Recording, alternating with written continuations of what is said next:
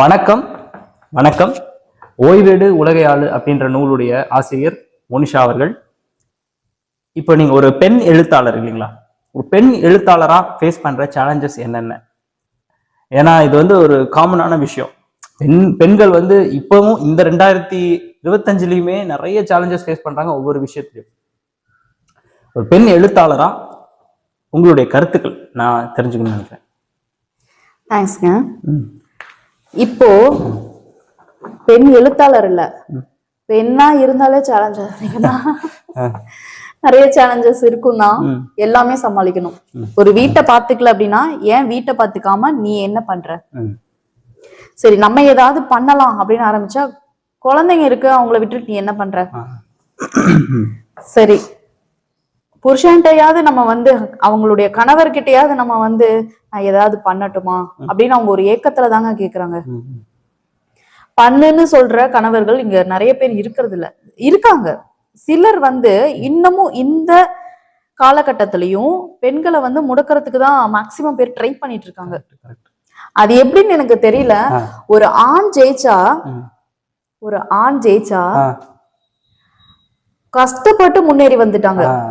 பரவாயில்லையே, நல்ல செம்ம டேலண்டா இருக்காங்க, ரொம்ப முன்னேறி வந்துட்டாங்க, உழைச்சிருக்காங்க, கஷ்டப்பட்டு இருக்காங்க. ஒரு பெண் ஜெயிச்சா அவங்க ஹஸ்பண்ட் பின்னாடி இருந்து தூக்கி விடுறாங்க. அவங்க ஹஸ்பண்ட் தான் வந்து சப்போர்ட் பண்றாங்க. இல்ல வந்து அவங்க குடும்பத்துல சப்போர்ட் இருக்கவும் தானே அவங்க ஜெயிக்கிறாங்க. அப்படின்னு எவ்வளவோ போராட்டங்களுக்கு அப்புறம் நம்ம ஏதாவது பண்ணியே ஆகணும்னு முனைப்போட ஜெயிக்கிற எத்தனையோ பெண்கள் இருக்காங்க. ஆனா அதை நம்ம யாரும் உணர்றது இல்ல. இந்த சமுதாயத்துல பெண் மேல வராங்க அப்படின்னாலே அவங்கள கீழே தள்ளுறதுக்கு என்னெல்லாம் முடியுமோ ஒண்ணு, உன் முடிய எப்படி இருக்கு, உன் முகம் எப்படி இருக்கு, நீ ஏன் இவ்வளவு குண்டா இருக்க, நீ எப்படி ட்ரெஸ் பண்ற, ஏன் ட்ரெஸ் பண்ற, ஏன் லிப்ஸ்டிக் இவ்வளவு அதிகமா இருக்கு, இந்த மாதிரி நிறைய நிறைய நிறைய நிறைய கேள்விகளை தாண்டி அதுக்கப்புறம் தான் வர முடியுது. ஒரு ஆணுக்கு வெற்றியை தொடறதுக்கு 10 ஸ்டெப்னா ஒரு பெண்ணுக்கு வெற்றியை தொடறதுக்கு 100 ஸ்டெப் ஏற வேண்டியிருக்கு. கண்டிப்பா ஒத்துக்கிறேன். இப்ப சமீபத்துல நம்ம புத்தக வெளியீட்டு விழாக்கு போயிருந்தோம். அப்போ ஒரு சம்பவம் நடந்தது, ஞாபகம் இருக்குங்களா? கண்டிப்பா, அது எப்படிங்க மறக்க முடியும்? ஒரு பெண் எழுத்தாளர் வந்து நாங்க ஸ்டேஜ்ல வந்து புக் பப்ளிஷ் பண்ணதெல்லாம் பார்த்துட்டு அவங்களும் வந்து ஒரு எழுத்தாளர் தான், ஒரு நூல் வெளியீட்டு முன்னாடியே பண்ணியிருக்காங்க. ஆனா இதுல கொடுமையான விஷயம் என்னன்னா, அவங்க எழுத்தாளருங்கிறது அவங்க வீட்டுல யாருக்குமே தெரியாது. அவங்க வந்து ஃபேமிலியோட வரல, தனியா தான் வந்திருக்காங்க. தெரியாம திருட்டுத்தனமா வந்தேங்கிறாங்க. அப்போ வந்து நான் ஒரு கேள்வி கேட்டேன். அப்படின்னா நீங்க புனைப்பெயர்ல எழுதுறீங்களா உங்களுடைய நூல்களை அப்படின்னு கேட்டேன். அந்த அம்மா வந்து கிட்டத்தட்ட அலற மாதிரி அழுதுட்டாங்க. It was literally in tears. So இது எப்படி பாக்குறீங்கன்னு நான் தெரிஞ்சுக்கணும். அதாவது ஏதோ போய் சொல்லிட்டு நம்ம வேற இடத்துக்கு போறதுன்னா ஓகேங்க, அச்சீவ் பண்ணணும்னு நினைக்கிறாங்க இந்த காலத்துலயும். இந்த மாதிரி அந்த அம்மாக்கு கிட்டத்தட்ட ஒரு 35-40 வயசு இருக்கலாம், மதிக்கத்தக்க 40 வயசு இருக்கலாம். 2 குழந்தைங்களும் இருக்காங்க. ஆனா அவங்க குழந்தைங்க சப்போர்ட் பண்றாங்களா தெரியல, அவங்க ஹஸ்பண்ட் பக்கம் சப்போர்ட் இல்ல. அதுவும் அவங்க ஒரு குறிப்பிட்ட வார்த்தை சொன்னது எனக்கு இன்னுமே என்னால மறக்க முடியல. ஏன்னா எங்க கம்யூனிட்டில விட மாட்டாங்க. சொன்ன வார்த்தை தான், என்னோட கம்யூனிட்டியில பெண்கள் வந்து நாங்கெல்லாம் அப்படி பண்ண முடியாதுங்க, இது இப்படிதான் எங்களுடைய விதி அப்படின்ற மாதிரி வருத்தப்பட்டாங்க. வேற மதம் கிடையாது, வேற ஒரு கம்யூனிட்டி அப்படின்னு. சோ அது எவ்வளவு கொடுமையா இருந்துச்சு அப்படின்றது அவங்க கண்கள்ல நமக்கு தெரிஞ்சிச்சு. கண்டிப்பா. அவங்க அவ்வளவுதான். ஏன்னா சாதிக்க துடிக்கிற பெண்களுக்கு பின்னாடி அவங்க குடும்பமும் கணவரும் தான் துணையா நிக்கணும். அவங்க இல்லைன்னா எப்படிங்க? உங்க மனைவி உங்களை நம்பிதான் வந்திருக்காங்க, உங்களை நம்பி உங்க வீட்டுக்கு வந்திருக்காங்க, நீங்களே சப்போர்ட் பண்ணலைன்னா அவங்க எப்படி வருவாங்க? ஒரு பெண் சாதிக்கிறா அப்படின்னா அந்த சமுதாயமே மேல வரும். ஒரு ஆண் ஜெயிக்கிறான் அப்படின்னா ஒரு பெண் பின்னாடி தியாகம் பண்ணிட்டு இருக்கான்னு அர்த்தம். ஒரு பெண் ஜெயிக்கிறா அப்படின்னா பின்னாடி இந்த மாதிரி நிறைய கைகள் இருக்குன்னு அர்த்தம். ஒவ்வொரு ஆணும் ஒவ்வொரு குடும்பமும் ஒரு பொம்பளை பிள்ளை படிக்கிறதுக்கும் முன்னேறி 4 படிக்கட்டு மேல ஏறி வரத்துக்கும் தயவு செஞ்சு ஹெல்ப் பண்ணுங்க. ஒரு ஆத்தரா இல்ல, ஒரு எழுத்தாளரா இல்ல, ஒரு சக பெண்ணா நான் கேக்குறேன். சூப்பர். என்னுடைய விஷயங்களை நான் பதிவு பண்ணணும்னு நினைக்கிறேன். இது நான் பொதுவாகவே பார்க்குறேன். நிறைய ஆண்களுக்கு ஆணா பிறந்துட்ட ஒரே காரணத்துக்காக ஏதோ தனக்கு ஒரு சுப்பீரியாரிட்டி வந்த மாதிரியும், பெண்கள் தன்னை விட எந்த வகையிலையும் உயர முடியாது, உயர விடக்கூடாது அப்படின்ற மாதிரி பிஹேவ் பண்றது, அங்கீகாரம் கொடுக்காம இருக்கிறது. இவங்க கிட்ட என்ன திறமை இருக்கோ இல்லையோ, இந்த ஆம்பளைங்களுக்கு என்ன திறமை இருக்கோ இல்லையோ என்னவோ, ஆனா வந்து நான் ஆண்கிற ஒரே காரணத்துக்காக திறமைசாலியா இருக்கிற ஒருத்தரை கூட மட்டம் தட்டி பேசுறது. ஏன்னா அவங்க பொண்ணா பிறந்ததால. உங்க எல்லாருக்கும் அப்படிப்பட்ட ஆண்களுக்கு நான் கேட்கிற விரும்புற ஒரு விஷயம், உங்க டிஎன்ஏ கொஞ்சம் மாறி இருந்தா இன்னைக்கு நீங்க ஆம்பளைங்க இல்ல, பெண்கள் தான். கரெக்டுங்களா? ஒரு இயற்கையா கொடுக்கப்பட்ட ஒரு லக்கு தான் வந்து ஆண்கிற பெண்கிற அந்த வேறுபாடு. இயற்கையில் 2 பேரும் வேணும், ஆணும் வேணும் பெண்ணும் வேணும், இல்லைன்னா அந்த சுழற்சி நடக்காது. சக்தியும் வேணும், சிவனும் வேணும். ஒவ்வொரு இப்ப நம்ம 3 கடவுள்கள், மும்மூர்த்திகள், பிரம்மா, விஷ்ணு, சிவன்கிறோம். 3 பேருக்குமே பின்னாடி இருக்கிற சரஸ்வதி, லக்ஷ்மி, பார்வதி இவங்களை பத்தி நம்ம பேசுறது இல்ல. படைத்தல் வந்து பிரம்மனுடைய வேலைனா, படைத்தலுக்கு அறிவு தேவை. அறிவுபூர்வமா ஒரு விஷயத்த படைத்தாதான், அந்த படைப்புக்கு அறிவு இருந்தாதான் நல்ல படைப்பு, இல்லைன்னா அது வீண் தானே. ஸோ பிரம்மானா சரஸ்வதி அதுல அடங்குறாங்க. அதே மாதிரி விஷ்ணு காத்தல், பொருள் இல்லாம எப்படி, செல்வம் இல்லாம ஒரு விஷயத்த எப்படி காக்க முடியும்? செல்வம்னா வெறும் பணம் மட்டும் இல்லை, அதுல ரிசோர்சஸ், அதுக்கு தேவையான இதெல்லாம் சேர்ந்ததுதான் விஷ்ணுனா. விஷ்ணு மட்டும் இல்ல, லக்ஷ்மியும் சேர்ந்ததுதான் அந்த காத்தல்ங்கிற அந்த கடமை. அழித்தலும் அப்படிதான். சக்தி இல்லாம ஒரு விஷயத்த அழிக்க முடியாது, பலம் இல்லாம ஒரு கெட்ட விஷயத்த நாம விளக்க முடியாது. ஸோ நீங்க நம்ம ஆண்கள் வந்து ஆண்கள் மட்டும்தான் அப்படின்னு பாக்குறீங்களே தவிர, பெண்கள்னு ஒரு உலகம் இருக்கு, அவங்களுக்கும் நம்மள மாதிரி ஆசைகள் இருக்கு, அவங்களுக்கும் நம்மள மாதிரி சாதிக்கணுங்கிற எண்ணம் இருக்குங்கிறத பெரும்பாலும் உணர்றதில்ல. அப்படி உணர்ந்தாலும் வளரக்கூடாதுன்னு தடுக்கிறாங்க. இன்னைக்கு நாளைக்கு இவங்க டேக் ஓவர் பண்ணிட்டா நம்ம எப்படி நம்ம அதிகாரத்தை செலுத்துறது? பெண்ணும் ஆணும் சமம்னா ஒரு சில விஷயங்கள் ஆண்களால தான் முடியும். அது வந்து அவங்களோட இயற்கையான உருவ அமைப்பா கூட இருக்கலாம். ஒரு சில விஷயங்கள் பெண்களால தான் முடியும். இதை உணர கத்துக்கணும்.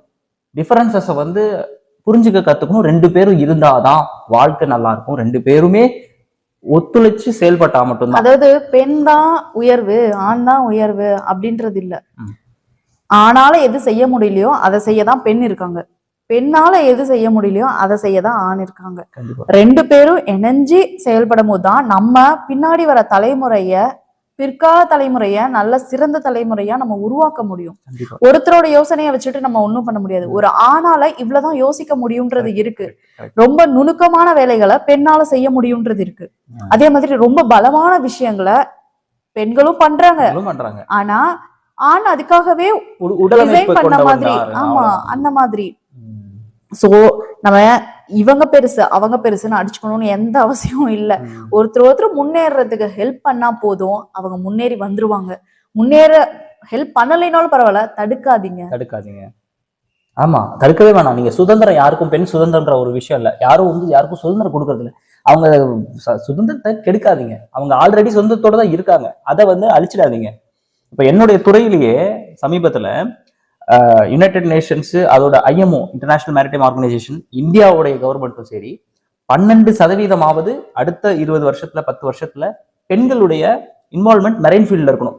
ட்ரெடிஷ்னலா வந்து மெரைன்ங்கிறது வந்து மென்னுக்குரிய ஃபீல்டுன்னு சொல்லுவாங்க அந்த காலத்துல இருந்தே. ஆனா அதுலயுமே பெண்கள் உள்ள வரணும். ஏன்னா பெண்களுடைய சிந்திக்கிற திறன் வேற, பெண்களுடைய இன்புட்ஸும், அதாவது ஒரு பெரிய ஒர்க் ஃபோர்ஸே நம்ம இக்னோர் பண்ண மாதிரி அவங்களையும் உள்ள ஏத்துக்கிட்டா கிடைக்கிற ஐடியாஸ், ஒரு ப்ராப்ளம் சால்விங் எல்லாம் நல்லா இருக்கும். இப்போ ஒரு அமைதி ட்ரீட்டி சொல்லுவாங்கல்ல, பீஸ் ட்ரீட்டி, அமைதி ஒப்பந்தம், இதெல்லாம் வந்து பெண்களை இன்வால்வ் பண்ணி பண்ணும்போது ரொம்ப சக்சஸ்ஃபுல்லா வருதுன்னு கண்டுபிடிச்சிருக்காங்க. ஆக்சுவலா ஒரு ஆராய்ச்சியில வந்து ஒண்ணு ப்ரூவ் பண்ணிருக்காங்க. என்னன்னா, இப்போ உங்களுக்கு ஒரு 20 வயசுன்னு வச்சுக்கோங்களேன், எனக்கு 10 வயசுனா 10 வயசுக்கு 20 வயசு பையனோட மெச்சூரிட்டி வந்திருக்காங்க. அதுவும் 10 வருஷத்துக்கு முன்னாடியே அவங்களுக்கு வந்து அதெல்லாம் கிடைச்சிருது. ஏன்னா பெண்களுக்கு ஈஸியாவே அது வந்து நேச்சுரலாவே இருக்கு.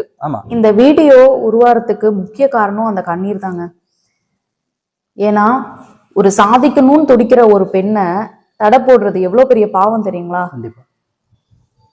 நீங்க, அதாவது ஆண்கள் தான் பெண்களை உயர்த்தணும், பெண்கள் தான் ஆண்களுக்கு பின்னாடி இருந்து பேக் போனா செயல்படணும். சோ 2 பேருக்கும் மாறி மாறி நம்ம வந்து சப்போர்ட் பண்ணிக்கிட்டா மட்டும்தான் நம்ம ஒரு சிறந்த குடும்பமா இருக்க முடியும் சமுதாயத்துல. ஒரு பெண் வந்து அமைதியா இருக்கா, யாருக்கிட்டையும் பேசல, பொறுமையா இருக்கா அப்படின்னா அதுதான் அவங்க டெஃபினிஷனா? இல்ல. ஒரு பெண்ணுக்கு அது மட்டும்தான் முக்கியமா? யாருக்கிட்டையும் பேசக்கூடாது, அமைதியா இருக்கணும்ன்றது மட்டும்தான் முக்கியமா? அவங்க நல்லா பேசுறாங்க, அவங்களால நல்லா யோசிக்க முடியுது அப்படின்னா அவங்க பெண் இல்லை அப்படின்ற மாதிரி. அதாவது அவங்களுக்கு அந்த குவாலிஃபிகேஷன்ஸ் இல்லை. என்ன இப்படி தெரிஞ்சிட்டு இருக்க, என்ன இவ்வளோ வாய் பேசுற, எங்க இருந்து கத்துட்டு இருக்க, இந்த மாதிரியான வார்த்தைகளை சொல்லி பெண்களை ஈஸியா முடக்கிடுறாங்க. ஆதிக்க வார்த்தைகள். இதனால என்ன ஆகுது, பெண்களுக்கு ஓ நம்ம இப்படி பேசக்கூடாது, நம்ம இந்த மாதிரி நடந்துக்க கூடாது அப்படின்னு ஒரு ஒடுக்குமுறைக்கு ஆளாகிறாங்க. சோ அமைதியா இருக்கிறது மட்டும் பெண்ணோட குணம் இல்ல, எந்த இடத்துல அமைதியா இருக்கணும், எந்த இடத்துல அமைதியா இருக்கக்கூடாதுன்னு தெரிஞ்சும் தான் இருக்கணும். Correct correct. ஆமா, இது பெரிய ஆதிக்கவாதம். ஆண்கள் சில பேர் பண்ற தப்பு. அதாவது ஒரு பெண் மிகப்பெரிய திறமைசாலி, அவங்க கிட்ட வந்து ஏதோ ஒரு பொட்டன்ஷியல் இருக்கு, அவங்களால வளர முடியும் ஆனா அவங்களுக்கு தெரியும்.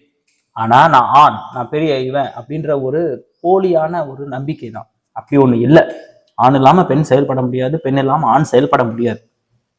வாழ்க்கையில 2 பேரும் வேணும். ஆனா இந்த நான் ஆண்கிற ஒரே ஒரு காரணத்துக்காக எவ்வளவு பெரிய திறமைசாலியாலும் நம்ம எனக்கு கீழே நினைக்கிறது மிகப்பெரிய முட்டாள்தனம், மிகப்பெரிய ஆதிக்கத்தனம். அது அவ்வளவுதான் சொல்ல முடியும். அந்த மாதிரி செயல்படுறவங்கள பார்த்தா எனக்கு சுத்தமா என்ன பண்றதுன்னே தெரியல. அந்த மாதிரி எப்ப நீங்க எல்லாம் வளர போறீங்க? உலகம் எந்த வேகத்துல ஓடிக்கிட்டு இருக்கு. இன்னொன்னு, இப்ப இந்த கம்யூனிட்டி பேசிஸ்ல வந்து சொல்றாங்க, அந்த அம்மா அங்க போது கஷ்டமா இருக்கு, எங்க கம்யூனிட்டியில எங்களை இப்படிதான் ட்ரீட் பண்றாங்க, விமனை வந்து இப்படிதான் ட்ரீட் பண்ணி, அது கம்யூனிட்டியா இருக்கலாம், மதமா இருக்கலாம், இல்ல ஒரு ஆண் பெண் அப்படிங்கிற ஒரு ஜெண்டர் டிஃபரன்ஸா கூட இருக்கலாம். ஒருத்தரை இன்னொருத்தர் மட்டம் தட்டுறது, ஆதிக்கம் பண்றதுங்கிறது வந்து அதை விட முட்டாள்தனம் வேற எதுவும் நான் சொல்றது. இன்னும் ஒரே ஒரு வேண்டுகோள், வெற்றிக்கும் அழகுக்கும் சம்மந்தம் இல்லை. அழகுன்ற வார்த்தைக்கு டெஃபினேஷனே கிடையாது. அந்த வார்த்தைக்கு ஒரு பொண்ணு குண்டா இருக்கா, ஒரு பொண்ணு கருப்பா இருக்கா, குள்ளமா இருக்காங்க, இல்ல ரொம்ப ஹைட்டா இருக்காங்க, இந்த மாதிரி எதுக்குமே அழகுக்கும் இதுக்கும் சம்மந்தம் இல்லை. இதை பேஸ் பண்ணி அந்த பொண்ணு நல்லா சாதிச்சிருவா, இல்ல வந்து அந்த பொண்ணால எதுவுமே செய்ய முடியாது அப்படின்னு பாடி ஷேம் பண்ணாதீங்க தயவு செஞ்சு.